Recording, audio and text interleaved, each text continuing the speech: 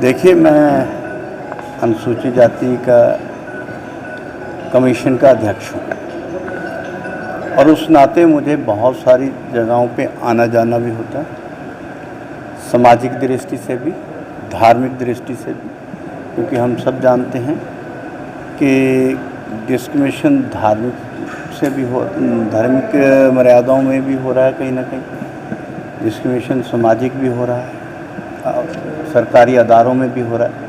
तो इन सब के लिए विचार विमर्श भी करने होते हैं। और दूसरा, हमारे अंदर श्रद्धा भाव भी। मैं हरमंदिर साहब भी गया तो वहाँ अकाल तख्त से भी मिला, और जहाँ आना जाना हमारा रहता है, हमारा सामाजिक लोगों से भी मिलना होता है, क्योंकि उसमें कार्रवाई के लिए सिर्फ हमारा कानूनी कार्रवाई नहीं करनी होती, मगर उसमें बहुत सारी हमें अनुभव शेयर भी सरकार के साथ करना होता है।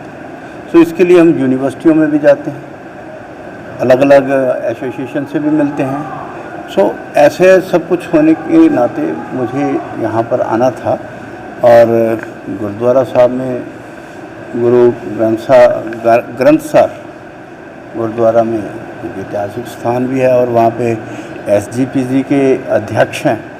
अगर कोई समस्या शेयर करनी होगी तो उन्हीं से करनी होगी। तो उस नाते मैं वहाँ जा रहा था, मगर कुछ लोग जो हैं, क्योंकि कमीशन का काम कोई राजनीतिक दृष्टि से नहीं होता।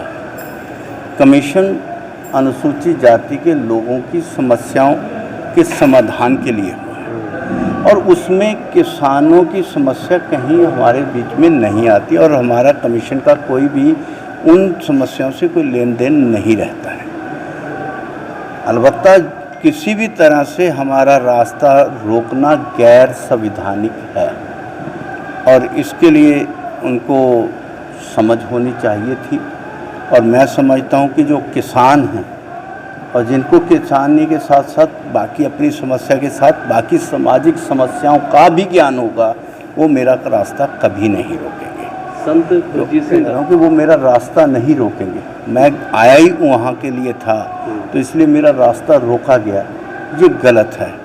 सो इसलिए हमने ये कहा है कि अगर हमें जाने से रोकना है तो इसके लिए SC कमीशन का रास्ता रोकना ये भी एक अपराध है, और उस अपराध में रास्ते में अवरोध खड़े करना, जाने ना देना, सरकारी काम में विघ्न डालना, और अनुसूचित जाति जो है, तो इसलिए अनुसूचित जाति के साथ अन्याय करना और उसका रास्ता रोकना, ये भी SC एक्ट में अभी आता है।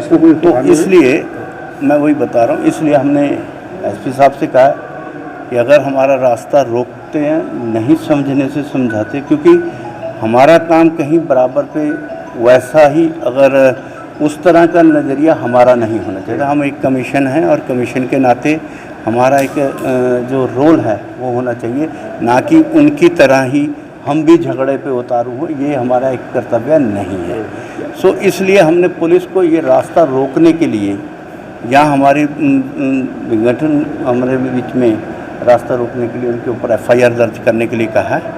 तो पुलिस ने जो कालियावाली थाना है उसमें FIR नंबर 205 दर्ज की है, जिसमें उन्होंने जो धाराएं लगाई हैं उसमें एक जहां पर मुख्य रूप से मैं कैसे कहूँगा कि PO एक्ट लगाया है, क्योंकि उसमें रास्ता रोकने के लिए भी है।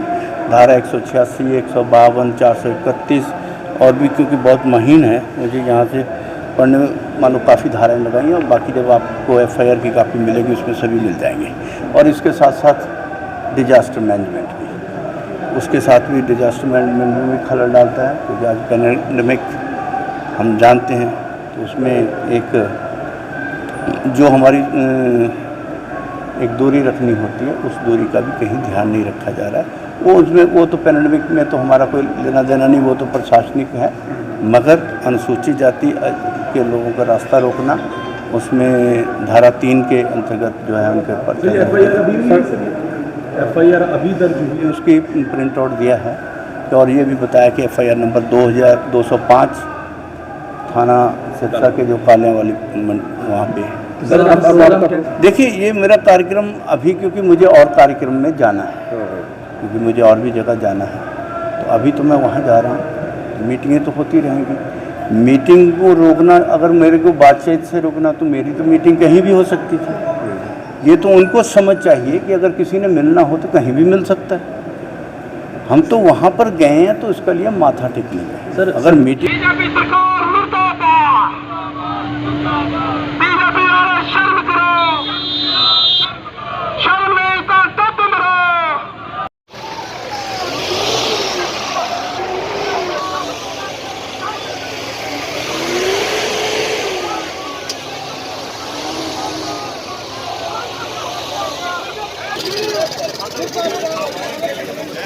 मुर्दाबाद, मुर्दाबाद, मुर्दाबाद, मुर्दाबाद, मुर्दाबाद, खाने का धक्का कितना जा रहा है, धक्का प्रशासन ऐसे मुर्दाबाद,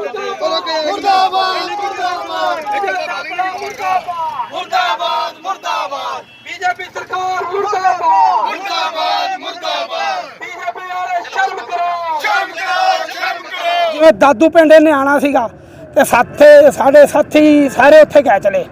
ਅਸੀਂ ਪ੍ਰੋਗਰਾਮ 7 ਵਜੇ ਦਾ ਇੱਥੇ ਰੱਖਿਆ ਹੋਇਆ ਸੀਗਾ ਬਾਬਦੀਨ ਟੋਲ ਪਲਾਜ਼ਾ ਤੇ।